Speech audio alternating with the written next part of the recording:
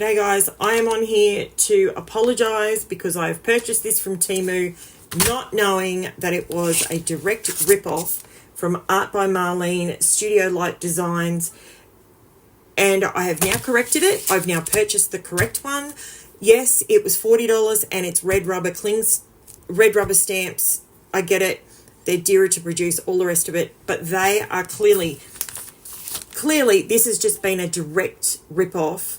It's identical, guys, identical. As soon as I saw it on the Natalie May live that I watched, I immediately went, sourced it and bought the correct one. That one will now be going in the bin. I feel sick that I have done that and promoted that on my channel.